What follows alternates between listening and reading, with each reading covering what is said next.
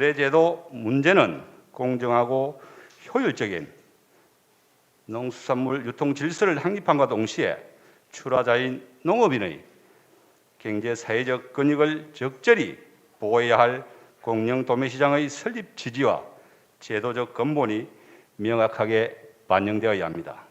여기에 거래제도 변화에 가장 민감한 농업인, 즉 출하자의 의견이 제대로 반영이 되고 생산자의 입장에서 면밀하고 심층적인 검토가 병행되어야 할 것입니다. 고맙습니다.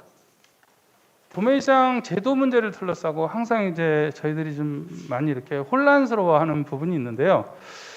도매시장의 거래 제도는 저는 이제 굳이 사실은 이제 뭐 이거에 대해서도 약간의 이론이 있을 수는 있는데, 저는 도매시장의 거래 제도 문제를 도매시장의 구조적인 특징 문제를 다루는 거 하고요. 이 구조적인 특징의 문제는 아까 모두에서 말씀드렸던 생산자와 소비지의 대변자들을 대치 구조를 유지시키느냐의 문제하고요. 수집과 분산 기능을 구분해서 분업의 경제성을 활용할 것이냐 아니면 통합의 경제성을 활용할 것이냐의 문제입니다. 요거에 대한 도매시장의 구조적인 문제는요. 요거와 별도로 상품을 교환하는데, 상품과 금전적인 부분을 교환하는 과정이 이제 거래죠. 이 교환하는 방법을 다수를 모아놓고 최고 가격을 제시하는 사람한테 낙찰을 시켜주는 것을 기본 룰로 정하고 있는 경매나 입찰거래 방식을 취할 것이냐, 아니면 1대1로 협상을 통해서, 소위 말해서 네고시에이션을 통해서 가격을 결정하는 정가 수매매라는 방식을 취할 것이냐라는 문제로 구분할 수 있을 것 같습니다. 그래서 사실은 경매 입찰 거래가 도매시장의 구조적인 문제하고 반드시 링크되는 건 아니고, 정가 수입 매매가 도매시장의 구조적인 문제하고 반드시 일치되는 것은 아니다라는 말씀을 꼭 드리겠습니다. 왜냐하면 경매제의 문제가 있기 때문에 정가 수입 매매로 보완합시다라는 이야기를 안 하고, 경매제의 문제가 있기 때문에 시장 도매인제를 합시다라는 이야기를 합니다. 그러니까 소위 말하자면 상쟁맘의 체제 시장에서는 법인과 중도매인이 거래할 수 있는 거래 방법이 경매라는 방식을 통할 수도 있고 정가 수매매라는 방식을 통할 수도 있죠. 일대 다수가 거래를 하니까요. 근데 시장 도매인 경우에는 경매나 입찰 거래를 할 수가 없습니다. 현실적으로. 그러니까 결국에는 시장 도매인은 정가 수매매밖에 못하는 거죠. 그러니까 경매에 문제가 있으니 시장 도매인을 하자라고 하는 것도 일견 타당해 보이긴 하지만 논리적으로는 정가 수입 매매로 보완하자라고 하는 것이 논리적으로 맞지 않는가, 이런 말씀을 꼭 드리겠습니다. 그래서 이 부분에 대한 것들을 명확히 선을 그어놓지 않고 하다 보면 이게 정가 수입 매매 효과를 시장 도매인으로 더 씌워서 마치 시장 도매인의 효과인 것처럼 이렇게 표현하는 경우들이 많아서 좀 경계해야 되지 않겠느냐라는 생각을 해봅니다. 우선 가격 안정화 효과를 했는데요. 아까도 제가 말씀드렸다시피 시장 도매인이 가격이 안정화되는 효과를 가지고 있었다라고 하는 것은 수집 기능과 분산 기능을 통합했기 때문에 가격이 안정화된 게 아니고, 시장 도매인제가 취하고 있는 거래 방법, 즉 다시 말하자면 정가 수입 매매라는 거래 방법의 사실상 효과였다라고 보는 게 타당하지 않겠느냐라는 말씀을 드리고 싶고요. 물류비 절감 효과를 시장에서의 물건 체류 시간을 가지고 단순하게 사실은 추출을 했는데, 사실은 시장 도매인제에서 산지에서 물건이 반입되고 나서 시장 도매인 점포에서 물건이 처리되는 데는 1시간 정도라고 추정을 하고 있지만, 이게 시장 도매인 점포에 그 이후에도 계속 체류하고 있었는지, 아니면 시장 도매인이 1시간 만에 바로 팔아서 시장 도매인 점포에서 물건이 바로 반출돼서 나갔는지 자체까지는 저희들이 확인을 사실상 불가능한 상황이고, 이 물류비 절감 효과가 있었다라고 하는 부분은 단순한 가정에 근거한다라는 말씀을 드리겠습니다. 그리고 유통비용 축소의 근거를 가지고 마진율 비교를 많이 하는데요. 도매시장 법인은 도매시장 법인의 위탁 수수료하고 중도매인의 분배 과정에서 필요한 마진을 합쳐서 도매시장 법인 마진과 중도매인의 마진을 합쳐서 상장 매매시장의 유통 비용을 이야기하고요. 시장 도매인은 사실상 산지에서 물건을 수집하고 나서 위탁 판매 수수료를 받았거나 아니면 매수 판매를 해서 그 차익을 남겼던 부분을 가지고 비교를 하는데, 매수 판매를 해서 차익을 남겼던 부분은 실질적으로 이 시장 도매의 수익이 얼마인지를 파악하는 게 곤란하죠. 그러면 결국에는 우리가 고려할 수 있는 부분은 위탁 판매 수수료만 가지고 비교를 해야 되는데, 그런 논리라고 하면 지금 현재 도매 시장에서 중도매인들이 분산하는 데 들어가는 비용, 통상적으로 저희가 이 마진은 한 10% 정도 들어간다고 보고 있는데 이 비용이 시장 도매인에서는 전혀 카운트가 안 되고 있다는 부분이죠. 그래서 단순하게 유통비용 축소 근거를 마진율 갖고 비교하는 데는 설득력이 떨어진다, 이런 말씀을 꼭 드리고 싶습니다. 사실은 기준가격이라고 하는 것은 제가 알고 있는 범위 내에서는 그 물건을 팔고자 하는 사람, 사고자 하는 사람들이 가장 많이 참고하는 시장이 가장 중요한 기준가격 시장이라고 봅니다. 그러면 아마도 우리나라의 시장, 전국에 농산물을 출하하는 출하자나 농산물을 구매하는 구매자가 최근에 농산물의 가격 흐름이 어떨까라는 걸 볼 때 어떤 가격을 볼 것인가라는 부분을 한번 되묻고 싶은 생각이고요. 또 전국에 우리가 32개 공영도매 시장이 있고요. 또 소위 말하는 이건 이제 민간이 운영하는 시장이니까 30개 공영도매 시장에 무리가 있다고 한다면 출하자가 출자한, 그러니까 소위 말해서 농협 공판장이 가장 대표적인 예죠. 궁극적인 목적을 가지고 있는 공판장이 전국에 약 한 80여 곳이 있는데 그러면 이곳에서 형성되는 가격은 뭔가라는 부분이요. 그래서 이게 기준 가격에 문제가 있다라고 하는 것은 제가 보기에는 상당히 좀 무리가 있는 주장인 것 같다라는 말씀을 좀 드립니다. 도매 시장의 그 가장 큰 특성이라고 하는 게 아까 제가 금과 억조라고 말씀을 드렸는데 모두에게 열려 있는 시장이 되기 위해서는 누가 물건을 갖고 와도 다 팔아줘야 되는 거고요. 누가 물건을 갖고 와서 팔아줘도 상대방이 힘이 없다고 해서 차별을 해서는 안 되는 거죠. 그래서 모두에게 열려 있는 시장은 누구에게도 공평하게 열려 있는 시장이어야 된다는 점에서 보면 이 조건은 상당히 중요한 조건으로서 우리가 유지하지 않으면 안 될 것이다, 이렇게 보고 있습니다. 실제적으로는 이미 우리는 해답은 가지고 있습니다. 산지에서는 산지 조직화를 어떻게 해 갈 것인가가 가장 큰 숙제지 않습니까? 여전히 90% 이상의 개별 출하를 하는 부분들을 생산자는 어떻게 해결할 것인가가 가장 큰 중요한 하도가 될 것 같고요. 유통상에서는 우리가 얼마만큼의 이득을 취할 것인가, 그 다음에 소비지에서의 생산자와 소비자의 이 단절된 코드들을 어떻게 해소해 갈 것인가가 저는 중요한 과제라고 생각이 들었어요. 소비상이 원하는 구색을 갖춰줘야 되거든요. 그러다 보니까 수입 농산물 비중이 더 높을 수밖에 없다. 과연 이런 제도가 농민을 위한 제도라고 우리가 선뜻 받아들일 수 있을 것이냐, 이 부분은 생각해야 되고요. 시장 도메인 제도가 농민을 위한 제도가 되려면요, 합리적 위탁 수수료를 적용할 수 있는 결국에 거래의 투명성을 확보할 수 있어야 된다. 두 번째로 위탁 수수료와 이윤 중 한 가지 방법만 좀 선택해야 된다. 그 다음에 수급 조절이 가능할 수 있는 대안이 제시돼야 돼요.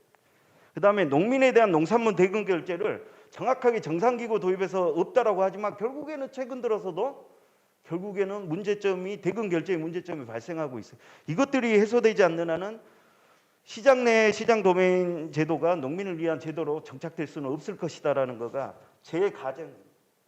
접근 방식의 문제에 있어서는 동의할 수 없다는 거예요. 그 문제가 운영 주체 문제입니다. 결국에는 이 지자체가 참여하는데 지자체가 유통 주체로 참여할 수는 없어요. 그러면 결국에는 누군가의 위탁상을 중간에 세워야 됩니다. 그러면 시장의 도메인을 위탁하는 형식으로 세우는데 과연 그랬을 때 산지 시장 도메인으로서의 산지 개발에 적극적으로 할 의지가 있을 것이냐가 첫 번째. 두 번째는 운영상의 문제입니다. 뭡니까? 수탁 거부 금지 원칙을 가지고 있습니다. 근데 특정 지역을 중심으로 운영된다라면 결국에는 이 원칙이 훼손될 수밖에 없는 겁니다. 갖고 와서 가격이 안 나오면 자기 지역은 보상해주고 나머지 지역은 보상해주지 않는 거가 지금 본격 시장 도메인이에요. 이 시장 도메인이 가지고 오는 가장 문제점 중에 하나가 타 지역 주민, 타 지역 농민들한테 역차별을 줄 수 있는 부분인 거에 대한 불만이 많이 있는 거죠. 어찌 됐든 간에. 저는 우선적으로 그 가락동 도매 시장이 시장 도매인제를 한 데 대해서 끊임없이 반대를 해왔던 사람 중에 한 명입니다. 그 이유는 강서 도매 시장 안에 시장 도매인 제도가 벌써 약 한 15년, 20년 가까이 지금 돼가죠. 그런 중에 위탁상과 전혀 다른 게 없다라는 것을 많이 느껴왔습니다.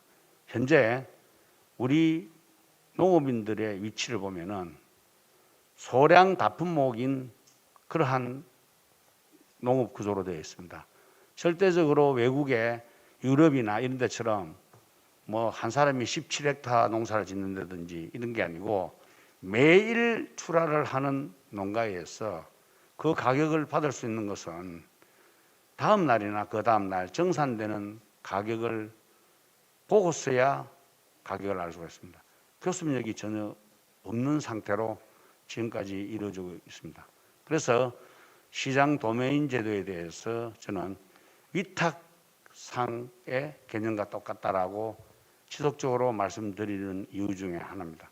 가락동 도매시장은 서울시 관리공사가 관리하는 것이 아니고 우리나라 중앙정부가 가락동 도매시장을 관리해야 된다고 끊임없이 요구하는 그런 사람 중에 한 명입니다. 도가 다른 도에서 개설한 도매시장의 그 관리자도 아니고 그 운영자, 마케팅, 뭐 판매 대행자, 그 운영자로 참여를 한다는 건 이건 공영도매시장 정책하고 하나도 부합되는 게 없다. 그렇게 말씀을 드릴 수 있겠습니다. 관내 농가한테만 도 지자체가 자기네 관내 농가한테만 기회를 줄 수도 없고요. 관내 농가한테도 공평한 기회를 줄 수가 없어서 매일 분란에 그 지자체가 휩싸이게 될 거로 예상이 됩니다. 또 가락시장의 그 소규모 점포 하나 운영하는 거로 해서 기금을 조성한다. 그다음에 기준가격 차익 보전을 통해서 도매 가격을 안정화시키겠다. 이런 엄청난 목표를 설정한다는 것도 이게 실현성, 실효성 면에서 아주 그 회의적입니다. 지자체 참여라는 그 어거지 명분을 만들어서 상인 자유거래, 그 시장 도매인제를 도입하려고 하는 꼼수를 부리는 거다.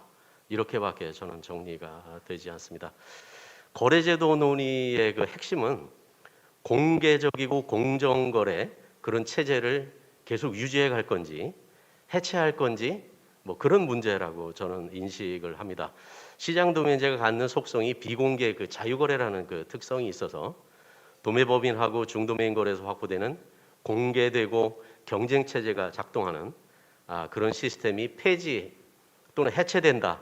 또한 시장 도매인은 이게 이제 아까도 말씀드렸지만 자기 계산 자유거래를 그 하는 형태거든요. 그래서 지금 상장 경매, 상장 매매처럼 농업인을 위해서 뭐 비싸게 팔거나 그 도매시장법인이나 이제 농협공판장이 대행하는 구조죠.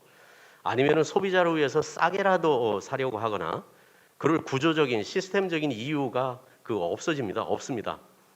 그럼 공익 시스템이 이게 다 흐트러지는 건데 그런 걸 왜 공영도매시장에 적용을 하려고 주장을 하는지 그게 또 이제 납득이 되지 않고요.